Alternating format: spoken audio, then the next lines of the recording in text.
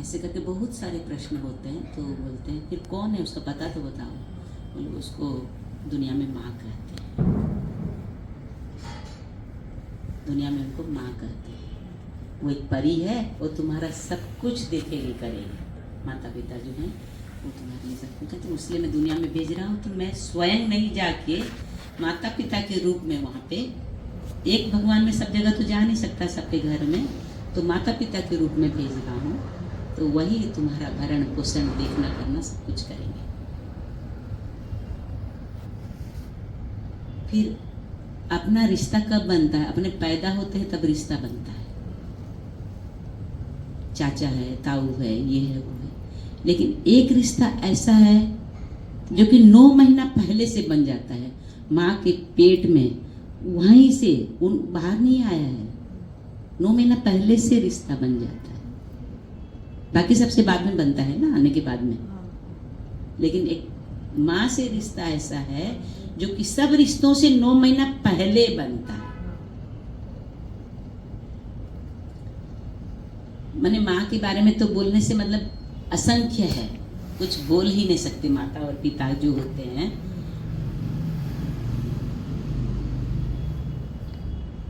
और माँ ऐसी होती है, एक संतान को पाने के लिए आप देखेंगे कोई के शादी के बाद में 2-4 साल संतान नहीं है तो माता पिता की कितनी तड़प हो जाती है। यहाँ पूजे, वहाँ पूजे, वो देवता के पास गए, वो वहाँ गए, वहाँ मांगता है, पत्थर पूछते ही रहते हैं कैसे मेरे को एक संतान मिल जाए, एक बच्चे का मुंह में देख लूं।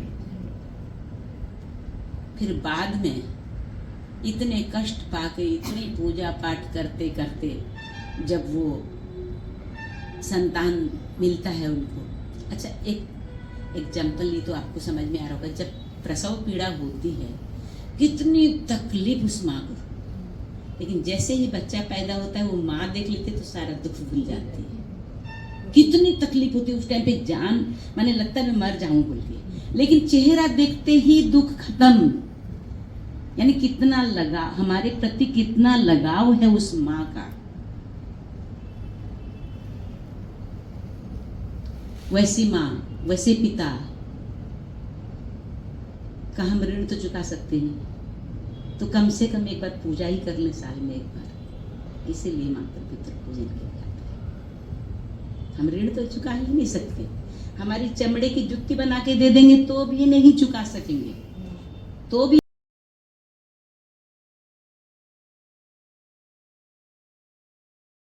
वाली हूँ कि हमको माता पिता का सम्मान कैसे करना चाहिए। किसी गांव में एक बूढ़ा बाप अपने बहू और बेटे के साथ रहता था। परिवार सुखी संपन्न था, किसी तरह की कोई परेशानी नहीं थी। बूढ़ा बाप जो किसी समय अच्छा खासा नौजवान था, आज वो बुढ़ापे से हार गया था। चलते समय लड़खड़ाता लाठी की जरूरत पड़ने लगी। चेहरे झुर्रियों से भर चुका था, बस वो अपना जीवन व्यतीत कर रहा था। घर में एक चीज़ अच्छी थी कि शाम को खाना खाते समय पूरा परिवार एक साथ बैठकर टेबल पर खाना खाते थे। एक दिन ऐसी ही शाम को जब सब खाना खाने बैठे, बेटा ऑफिस से ही आया था, भूख ज़्यादा थी, सो जल्दी से खाना खाने बैठ गया और बहू और एक बेटा भी खाना खाने लगे। बूढ़ा बाप जैसे ही अपना हाथ आगे बढ़ाया थाली उठाने के लिए, थाली हाथ से छिट गई। थोड़ी दाल टेबल पर गिर गई थी। बेटा और बहू घृणा दृष्टि से देखे और फिर अपना खाना खाने लगे। अगले दिन बूढ़ा बाप ने जैसे ही अपना हिलते हाथों से खाया शुरू किया तो खाना कभी कपड़ों पे गिरता तो कभी जमीन पर। बहू चिढ़ती हुई कही, हे राम, कितनी गंदी तरह खाते हो, मन करता है इनकी थाली को कोई कोने में लगवा देते हैं। बेटे ने भी ऐसे सिरिलाया कि वो पत्नी के बात से सहमत हो। बेटा बड़ी मासूमियत से देख रहा था। अगले दिन ही बूढ़े बाप का खाना टेबल से हटाकर एक कोने में लगवा दिया गया था। बूढ़ा दबदबाती आंखों से सब कुछ देखते हुए भी कुछ नहीं कह पा रहा था। बूढ़ा पिता रोज की तरह खाना खाने लगा। खाना कभी इधर गिरता तो कभी उधर। छोटा बच्चा अपनी खाना छोड़कर अपनी दादाजी की तरफ देख रहा था। माँ ने पूछा, क्या हुआ बेटा, तुम अपना खाना क्यों नहीं खा रहे हो और दादाजी की तरफ क्या देख रहे हो? बेटा बड़ी मासूमियत से बोला, माँ मैं सीख रहा हूँ कि बूढ़े व्यक्ति के साथ कैसे व्यवहार करना चाहिए। जब मैं बड़ा हो जाऊँगा और आप लोग बूढ़े हो जाओगे, मैं भी आपको एक कोने में खाना खिलाया करूँगा। बेटे के मुंह से ये बात सुनकर बेटा और बहू कांप उठे। शायद ये बात उनके दिल में लग गई थी, क्योंकि बेटा बड़ी मासूमियत से कह रहा था और इस बात से दोनों को सबक मिल गई थी। बेटा जल्दी से उठकर पिता को वापस बैठाया टेबल पर खाना खाने के लिए, और बहू भी जल्दी से भागकर पानी के ग्लास लाई कि पिताजी को कोई तकलीफ ना हो। तो आप लोग भी पिता और माता का सम्मान करेंगे? हाँ। हरिओम।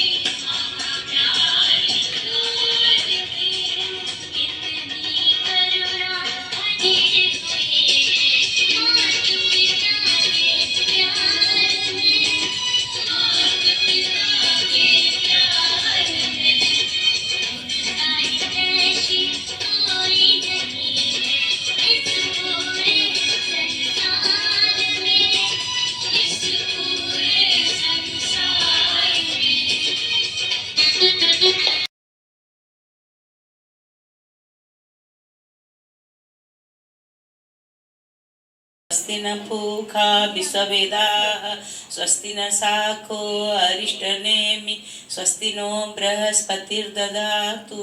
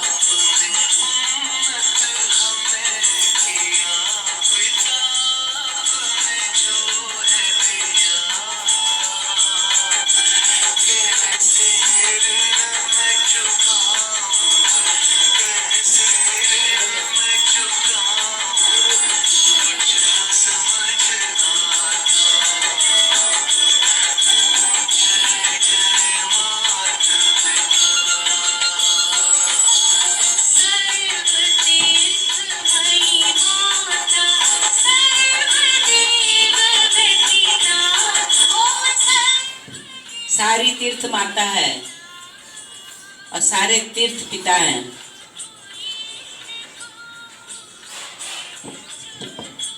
जो लोग भी कुंभ नहीं गए हैं वो बच्चे लोग, आज आपको यहीं पे कुंभ का सब फल मिल गया।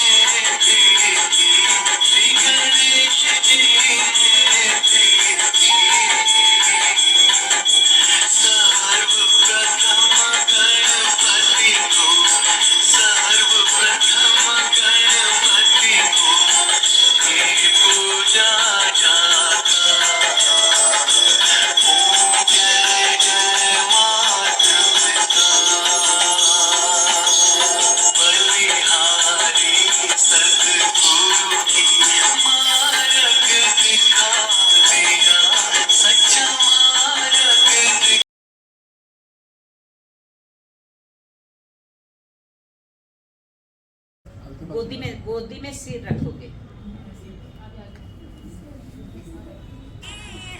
ऐसे ऐसे ऐसे ऐसे देखो ना, ऐसे मतलब पैर में इस तरफ नहीं करते, ऐसे गोदी में जैसे होते हैं ना पैसे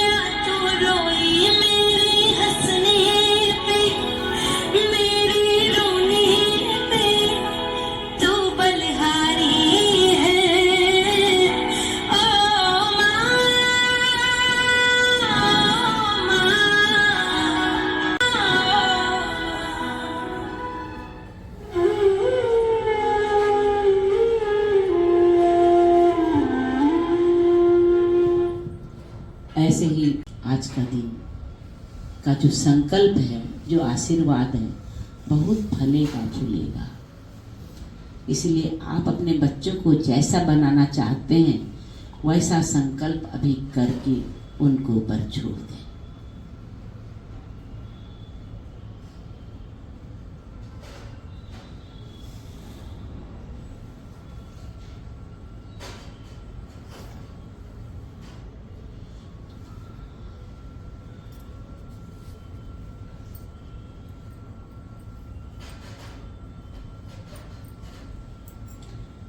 जितना रोना है रो सकते हैं। ये बहुत शुभ अवसर है, शुभ दिन, पावन दिन है।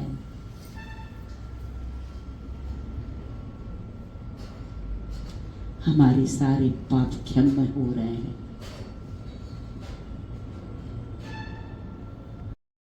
लक्ष्यते पूर्णस्य पूर्णमादाय पूर्णमेवावशिष्यते।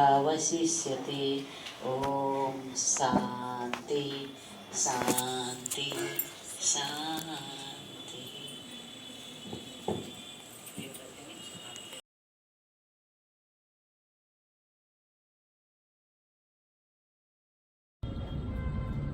मैं और सुमन भी साल वर्ष में एक बार माता पिता के चरण पूजन करते हैं, चाहे श्री रामनवमी के दिन हो, चाहे उनके पापा मम्मी के मेरे एनिवर्सरी के दिन हो, जब भी। तो मुझे अनुभव नहीं था कि आज का दिन माता पितृ पूजन का दिन इतना बड़ा सौभाग्य मिलेगा। निर्मला चाची जी के कहने से आने के बाद इतना सुख, इतना आनंद, मन, हृदय, जो जज्बात आंखों से बहे, जो जज्बात मस्तिष्क में घूम रहे थे, हृदय में घूम रहे थे। सामने बिटिया थी पर मस्तिष्क में माता पिता मेरे जहन में थे कि मैं भी जाऊं दौड़ के, रात को उनकी सेवा करूं, उनके पास बैठूं। मेरे पास शब्द नहीं है मेरे भावना को व्यक्त करने के लिए। आप सभी को बहुत बहुत धन्यवाद। सीताराम।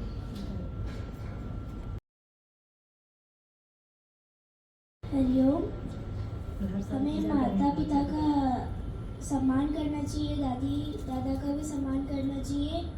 और मुझसे जो भी गलती हुई थी मैं माफ़ी मांगती हूँ मम्मी पापा।